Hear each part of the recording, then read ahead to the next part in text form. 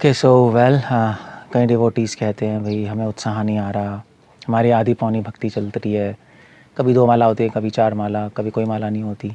16 माला करने वाले भी हमारे पास आके कहते हैं प्रभु जी उत्साह नहीं आ रहा, 16 माला बस चल रही है क्योंकि इनिशिएटेड हो गए हैं। ये मैं सिर्फ 5 साल की बात नहीं कर रहा, मैं 20-20 साल के डिवोटीज़ की बात कर रहा हूँ जो मेरे पास आके बोलते हैं कोई उत्साह नहीं है, डेड हो गए हैं। क्या करें? तो क्या करें कि हमारा उत्साह बना रहे इस प्रोसेस में, क्योंकि भक्ति का पर्यायवाची उत्साह ही है। भक्तिनाथ ठाकुर अपनी बुक भक्त्यालोक में लिख रहे हैं, श्रील प्रभुपाद में इंट्रोडक्शन में लिख रहे हैं कि डिवोशन मीन्स एंथुजियाज्म। जहाँ उत्साह नहीं है वो तो फिर भक्ति क्या है? वो तो फिर इंसान ही मरा हुआ है, भक्ति क्या करेगा वो?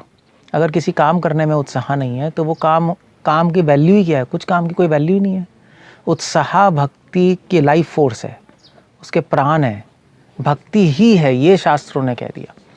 सो उस उत्साह को बना के कैसे करें रखें? तीव्रे ना भक्ति योगे न जेता पुरुषम परम, सुखदेव गोस्वामी कह रहे हैं यस, फास्ट स्पीड से चलो, गोल को अचीव करो।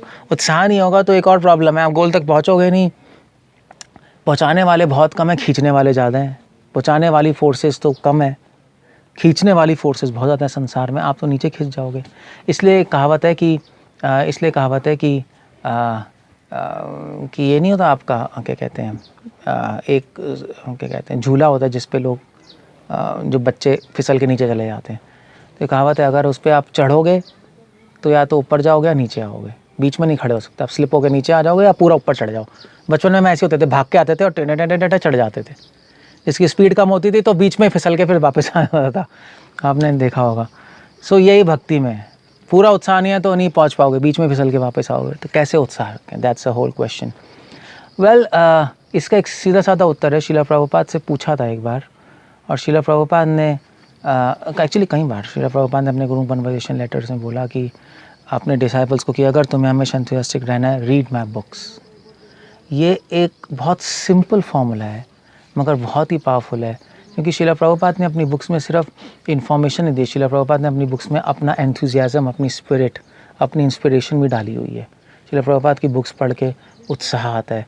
चाहे हो सकता है आप और आचार्यों की बुक्स पढ़ो और उससे इन्फॉर्मेशन मिले, बट श्रील प्रभुपाद की बुक्स में पढ़ के उत्साह ज़रूर आ जाएगा आपको। चाहे वो कुछ समझना है फिर भी उत्साह ज़रूर आ जाएगा, इतना तो ज़रूर हो जाएगा। क्योंकि जब नए नए डिवोटीज़ पढ़ते हैं प्रभुपाद की बुक्स तो उनको ये तो उत्साह आता है प्रीचिंग करें, उतना बात आता है। उनको क्या समझ आया, ज़्यादा फिलॉसफी नहीं पता होती मगर उत्साह आता है। तो उत्साह श्रील प्रभुपाद, और समझ आएगा तो बहुत अच्छा है, श्रील प्रभुपाद की बुक्स पढ़ें। दूसरा एक बहुत इंपॉर्टेंट पॉइंट है, अगर आपको हमेशा उत्साह रखना है तो उत्साहित भक्तों का संग करें। संग करने में हमें डिस्क्रिशन चाहिए, संग करने में हम लोगों को एक विवेक चाहिए। अगर हम विवेक नहीं लगाएंगे, अगर हर एक से संग करते रहेंगे तो हम लोगों का उत्साह कम हो जाएगा। तो इसलिए हम संग ध्यान से करें, ऐसे भक्तों का संग करें जिनके पास उत्साह है, जो इसी जीवन में इसी क्षण भगवान को प्राप्त करना चाहते हैं, जो डिले नहीं करना चाहते। अभी हमें भगवान चाहिए, ऐसे भक्तों का संग करें तो उत्साह बना रहेगा। तीसरा एक बहुत इंपॉर्टेंट एडवाइस है कि चैंटिंग प्लीज़ अच्छी तरह करिए। चैंटिंग की रेड तो सबने मारी हुई है, चैंटिंग तो सबसे लास्ट चीज़ है जो मुझे लगता है लोग सीरियसली करते हैं। बाकी सारी चीज़ें सीरियसली होती हैं, बट चैंटिंग तो बस किसी तरह कंप्लीट होती है क्योंकि टाइम ही नहीं है। 1000 सेवाएं करनी है, ये करना है, वो करना है, बस मंगल आरती के बाद फिर क्लास से पहले थोड़ा सा टाइम है, उसमें हरे कृष्ण किसी तरह चैंटिंग कंप्लीट करो, फिर कंप्लीट नहीं होगी। मेन चीज़ को ही लोगों ने उड़ाया हुआ है तो फिर वो काम थोड़ा ना होगा। बल्कि कई डिवोटीज़ जो इनको बहुत साल हो गए हैं, उनका एक्सपीरियंस यही रहा है कि जिसकी चैंटिंग उड़ी हुई है वो उड़ गया है इस्कॉन से, वो भक्ति में नहीं रह सकता, उसका उत्साह बन ही नहीं सकता। जिसको भगवान का नाम का सपोर्ट नहीं है उसका उत्साह कैसे बनेगा?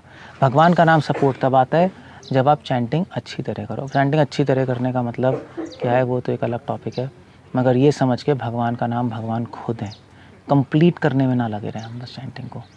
ये बहुत इंपॉर्टेंट पॉइंट है। और ऑफ कोर्स एक सबसे इम्पॉर्टेंट पॉइंट है कि हम लोग ये प्रैक्टिस करें कि हम ज़्यादा डिस्टर्ब ना हो सिचुएशंस में। अगर आप डिस्टर्ब होते रहोगे छोटी छोटी चीज़ों में तो उत्साह ख़त्म होता रहेगा। हम डिस्टर्ब कैसे नहीं होंगे? अगर फ़िलॉसफ़ी समझोगे। श्रील प्रभुपाद की बुक्स पढ़ना एक चीज़ होती है, फ़िलॉसफ़ी समझना एक दूसरी चीज़ होती है। हो सकता है प्रभुपाद की बुक्स पढ़ते रहो मगर आपको फ़िलॉसफ़ी पूरी तरह ना समझ आए। सो प्रभुपाद की बुक्स हम इस तरह पढ़ें कि हम फ़िलॉसफ़ी समझें। इस तरह ना पढ़ें कि प्रभुपाद की बुक्स हमने कंप्लीट कर दी, प्रभुपाद की बुक्स के हमने पॉइंट समझ लिए, या शिला प्रभुपाद की जय, हम प्रभुपाद फॉलोअर हैं, और that's not the whole point. हमें फ़िलॉसफ़ी एक सही होलिस्टिक सेंस में समझनी पड़ेगी। महाप्रभु खुद कह रहे हैं, सिद्धांत बोलिया चित्ते ना करा आलस की हा लगे कृष्णा सुदृढ़ मानस। फ़िलॉसफ़ी समझने से कन्विक्शन आती है। शिला प्रभुपाद पॉपट में लिख रहे हैं गीता में, या वो वाला श्लोक है, क्या कहते हैं, व्यवसायत्मिका का बुद्धि में शिला प्रभुपाद लिख रहे हैं, जब सिद्धांत पढ़ते हैं, फ़िलॉसफ़ी समझते हैं तो गोल क्लियर होता है, रास्ता क्लियर होता है। जब रास्ता क्लियर होता है, गोल क्लियर होता है तो कन्विक्शन आती है, जो दृढ़ता आती है। जब दृढ़ता आती है तो उत्साह आता है, सब कुछ क्लियर है, हम जा सकते हैं। आप किसी रास्ते में जा रहे हो, आपको रास्ते में डाउट है, रास्ता कहाँ जाएगा, क्या जाएगा, धुंध है, तो उत्साह कम हो जाता है, डर लगता है। सब कुछ क्लियर है तो आप भाग सकते हो।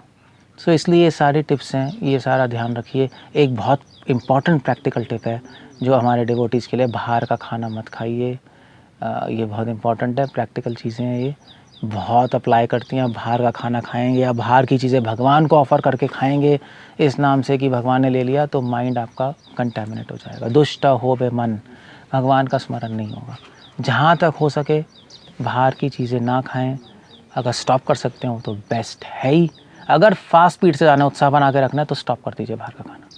जो भी बनाना है खुद बनाओ, भगवान को ऑफ़र करो और लो। कई लोग कहते हैं, कई मुझसे कल पूछ रहा था कि प्रभु जी हम बाहर का, हम दूध की बनी हुई और फल वल ले सकते हैं? कहते हैं अन्न नहीं है तो कहते हैं ले सकते हो, बट उसमें भी आपके जहाँ तक हो सके आप लो, भगवान को ऑफ़र करो प्रेम से और फिर लो। ऐसा नहीं है उसमें अन्न नहीं है तो आप कहीं से उठा के कहीं भी कुछ भी खा सकते हो, वो तो बिल्कुल गलत स्ट्रैटेजी है। सो जहाँ तक हो सके विशुद्ध खुद बनाए, फल और दूध का भी ले रहे हैं उसको लाएं अच्छे से, घर में अच्छे से ऑफ़र करें। थोड़ा भूख सह लो, उसमें क्या है, थोड़ी तपस्या हो जाएगी, कोई मरोगे थोड़े ना, कोई बेहोश होगे थोड़े ना, गिर जाओगे सड़क पे। सो ये सारी प्रैक्टिकल चीज़ें हम थोड़ा ध्यान रखें और पॉइंट ध्यान रखें तो हमेशा उत्साह बना रहेगा। और एक लास्ट पॉइंट मैं बताना चाहता हूँ, उत्साह बनाने के लिए एक प्रभुपाद ने ट्रिक बताई थी, if you want to be enthusiastic, be enthusiastic. एक सिंपल टेक्निक है। अगर उत्साहित रहना चाहते हो तो उत्साहित रहो। अगर डांस करना चाहते हो तो डांस करना शुरू कर दो। अगर स्विमिंग करना आते हो तो कूद के स्विमिंग करना शुरू कर दो, अपने आप आ जाएगी। ड्राइविंग सीखना आते हो तो ड्राइविंग शुरू कर दो। उत्साहित रहना आते हो तो हमेशा उत्साहित रहो, कोई प्रॉब्लम नहीं है। आपका फॉल डाउन हो तब भी कोई प्रॉब्लम नहीं है, उठो और दोबारा से प्रैक्टिस करो, क्या प्रॉब्लम है? जो करेक्शन है वो कर लो, डिप्रेस मत हो चीज़ों से। इस तरह से हम हमेशा उत्साहित रह सकते हैं।